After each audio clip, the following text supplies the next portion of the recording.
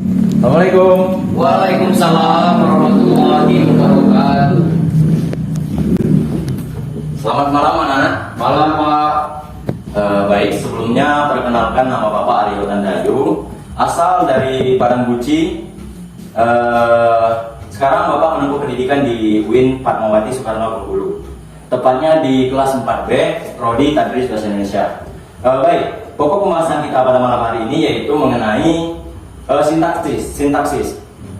Sintaksis itu adalah cabang ilmu linguistik yang cakupan kajiannya yaitu mengenai seluk-beluk tata bahasa dalam pembentukan sebuah kalimat. Setelah kita mengetahui apa itu sintaksis, maka kita perlu juga mengetahui fungsi sintaksis. Fungsi sintaksis itu adalah tempat-tempat atau kotak-kotak yang menjadi pemisah antara subjek, predikat, objek, pelengkap, dan keterangan. Contohnya pada kata ibu memasak nasi di dapur. Kata ibu itu merupakan sebuah subjek. Kata memasak itu merupakan sebuah predikat. Sedangkan kata nasi itu merupakan sebuah objek. Kata di dapur itu merupakan sebuah keterangan. Selanjutnya kita membahas mengenai jenis-jenis dari fungsi sintaksis. Jenis-jenis fungsi sintaksis itu ada yang pertama itu subjek. Subjek bisa kita artikan sebagai pelaku kejadian. Contohnya pada kata aku pergi bermain. Kata aku itu merupakan sebuah subjek. Selanjutnya predikat. Predikat itu adalah kata kerja. Contohnya pada kata aku membeli makanan. Kata membeli itu merupakan sebuah predikat. Selanjutnya kata objek itu merupakan sebuah yang dikenai pekerjaan atau yang dikenai tindakan. Contohnya pada kata aku akan membeli buku. Kata buku di situ merupakan sebuah objek karena dia yang dikenai tindakan. Setelah itu ada pelengkap. Pelengkap, contohnya pada kata kakakku menjadi polisi. Polisi di situ merupakan sebuah pelengkap. Selanjutnya yang terakhir yaitu keterangan. Keterangan itu merupakan sebuah kata yang memberikan informasi waktu, tempat, alat, cara, tujuan, dan lain-lain. Contohnya pada kata aku. Contohnya pada kata aku ingin membeli buku karena ingin melaksanakan ujian. Nah, kata ujian di situ merupakan sebuah keterangan. Atau juga bisa diberikan contoh lain yaitu tadi pagi kami pergi bermain. Kata tadi pagi itu merupakan sebuah keterangan karena dia menunjukkan keterangan waktu yaitu pada kata tadi pagi. Setelah kita mengetahui jenis-jenis dari fungsi sintaksis ini, maka kita juga perlu mengetahui kategori dari sintaksis. Kategori sintaksis itu adalah jenis atau tipe atau juga kata-kata yang mengisi slot-slot fungsi sintaksis. Contohnya pada kata ibu memasak nasi di dapur. Ibu itu merupakan subjek, kategorinya sebagai nomina atau kata benda. Memasak itu merupakan sebuah kata kerja atau disebut juga dengan verba. Sedangkan nasi itu merupakan objek, kategorinya yaitu sebagai nomina karena dia merupakan kata benda. Yang selanjutnya yaitu di dapur. Di dapur itu merupakan keterangan dan kategorinya sebagai prasa nomina. Nah, setelah kita mengetahui apa itu kategori dari sintaksis, maka kita juga perlu mengetahui yang namanya jenis-jenis dari kategori sintaksis. Kategori sintaksis itu setidaknya ada 8. Yang pertama itu ada kata benda atau disebut juga dengan nomina. Yang kedua kata sifat atau disebut juga dengan kata verba. Yang ketiga kata kerja atau juga bisa disebut dengan verba. Yang keempat itu ada numeralia atau disebut juga dengan kata yang menunjukkan angka seperti 1, 2, 3 dan seterusnya. Yang kelima, itu ada preposisi. Preposisi adalah kata depan. Maksudnya adalah seperti kata di, kata ke, kata me, dan lain-lain. Yang selanjutnya yaitu pronomina atau kata ganti orang. Seperti aku, kamu, dia, dan lain-lain. Selanjutnya adverba. Adverba itu kata yang menunjukkan keterangan. Dan yang terakhir itu ada konjungsi. Maksud konjungsi ini adalah kata hubung. Seperti kata dan, yang, itu, atau, dan lain-lain. Baik, setelah kita mengetahui jenis-jenis dari kategori sintaksis, maka kita juga perlu tahu perbedaan antara objek dan pelengkap. Perbedaan antara objek dan pelengkap itu adalah pada objek itu bisa dipasifkan, nah sedangkan pelengkap itu tidak bisa dipasifkan. Jadi itulah mengenai kategori. Selanjutnya kita membahas mengenai peran sintaksis. Peran sintaksis ini pada umumnya yaitu adalah makna yang diperoleh dari fungsi sintaksis. Fungsi sintaksis tadi yaitu subjek, predikat, objek, pelengkap, dan keterangan. Adapun untuk peran dari predikat, yaitu yang pertama ada yang sebagai proses. Peran predikat sebagai proses itu contohnya pada kata padi di sawah menguning.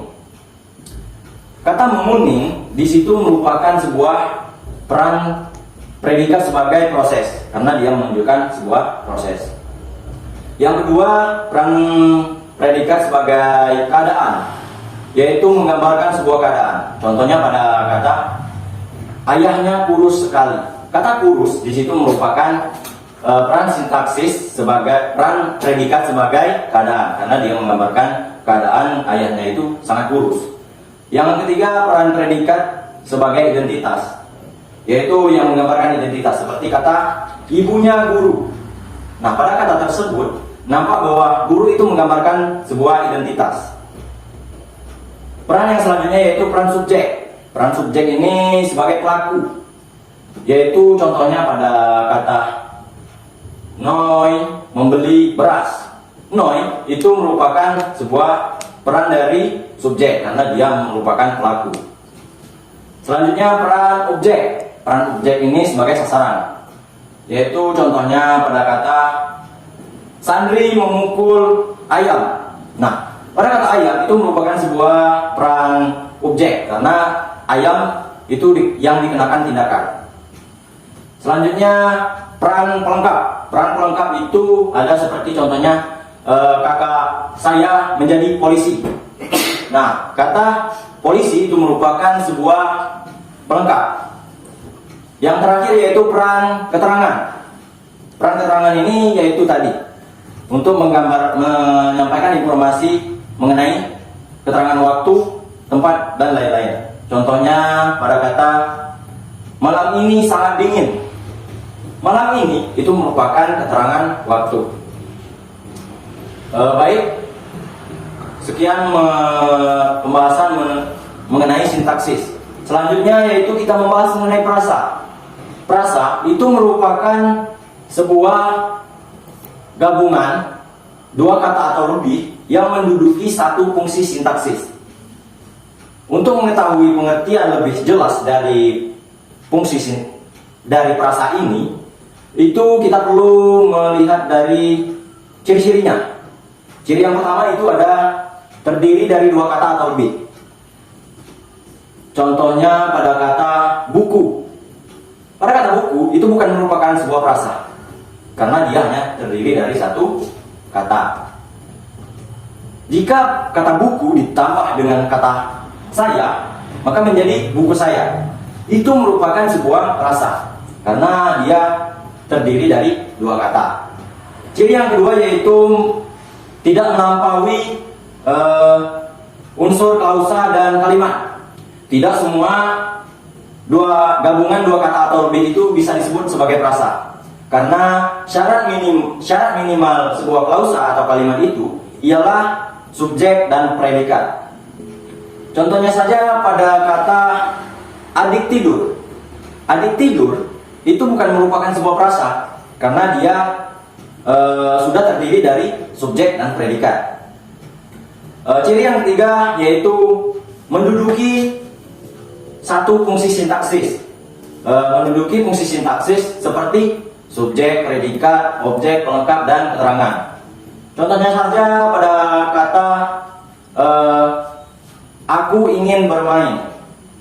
Aku di situ merupakan sebuah kata subjek atau disebut juga dengan fungsi sintaksisnya subjek. Selanjutnya kita membahas mengenai jenis dari prasa. Jenis prasa itu secara umumnya dapat dilihat berdasarkan tiga. Ada tiga, yaitu berdasarkan hubungan kedua unsurnya. Yang kedua yaitu dapat dilihat berdasarkan keutuhan sebagai prasa. Yang ketiga berdasarkan makna. Yang pertama kita membahas berdasarkan hubungan kedua unsurnya, yaitu pertama ada prasa koordinatif. Prasa koordinatif itu adalah prasa yang kedua unsurnya sederajat. Dengan kata lain, tidak ada yang berfungsi sebagai inti atau yang diterangkan, dan tidak ada yang berperan sebagai penjelas atau yang menerangkan. Contohnya saja pada kata Bapak Ibu. Pada kata Bapak Ibu itu tidak ada yang berperan sebagai inti dan tidak ada yang berperan sebagai penjelas. Prasa yang kedua yaitu prasa subordinatif. Prasa subordinatif adalah prasa yang kedua unsurnya tidak sederajat. Dalam artian di sini ada yang berperan sebagai inti atau yang diterangkan, dan ada juga yang berperan sebagai penjelas atau yang menerangkan. Contohnya pada kata buku biru. Pada kata buku biru itu jelas bahwa kata buku itu sebuah inti atau yang diterangkan. Sedangkan kata biru itu merupakan sebuah penjelas atau yang menerangkan. Selanjutnya jika kita lihat berdasarkan keutuhannya sebagai prasa, itu ada dua prasa. Yang pertama itu ada prasa eksosentris. Prasa eksosentris adalah prasa yang kedua unsurnya sangat dekat, dan jika salah satunya dipisahkan atau dihilangkan maka tidak bisa berterima. Contohnya saja pada kata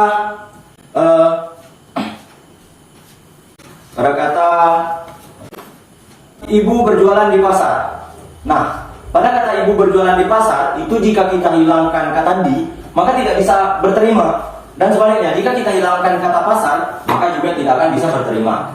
Prasa yang kedua yaitu prasa endosentris. Prasa endosentris ini adalah prasa yang salah satu unsurnya bisa menggantikan kedudukan keseluruhan. Prasa endosentris ini dibagi lagi menjadi tiga bagian, yaitu yang pertama prasa endosentris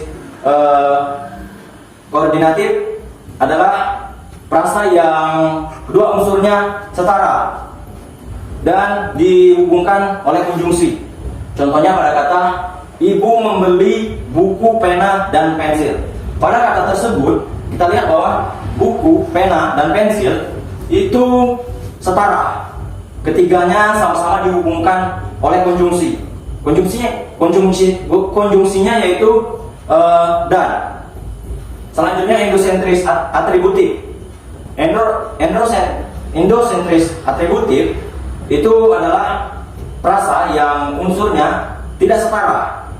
Contohnya pada kata ibu membaca buku sejarah. Nah, pada kata ibu membaca buku sejarah itu jika kita hilangkan kata sejarah maka masih bisa berterima dengan logis. Selanjutnya yaitu endosentris apositif. Pada prasa endosentris apositif ini adalah sebuah prasa yang unsurnya keterangan tambahan. Dalam contohnya pada kata Ali tetanggaku itu jahat. Nah, jika kita hilangkan kata Ali, maka itu masih bisa berterima dengan logis. Dan juga jika kita hilangkan kata tetangga, maka juga bisa berterima dengan logis. Frasa yang ketiga yaitu berdasarkan makna.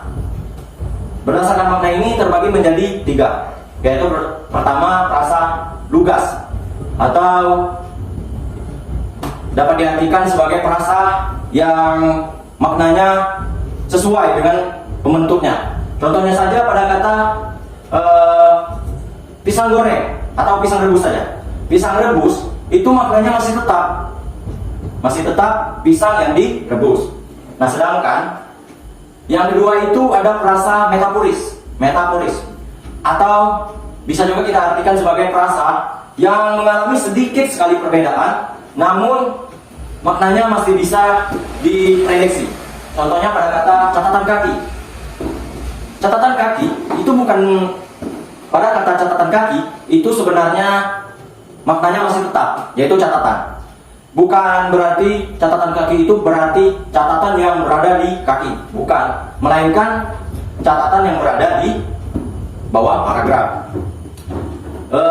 Frasa yang terakhir yaitu frasa idiomatis. Frasa idiomatis itu adalah frasa yang mana maknanya itu memang benar-benar berbeda dengan unsur pembentuknya. Contohnya saja pada kata kambing hitam. Pada kata kambing hitam itu maknanya bukan berarti kambing itu berwarna hitam, melainkan seseorang yang dikenai persalahkan atau seseorang yang dipersalahkan. Baik, mungkin hanya itu pembahasan kita pada malam hari ini. Mungkin Bapak terdapat banyak kesalahan dalam penyampaian materi kali ini, saya mohon maaf. Sekian, terima kasih. Wassalamualaikum warahmatullahi wabarakatuh. Waalaikumsalam warahmatullahi wabarakatuh.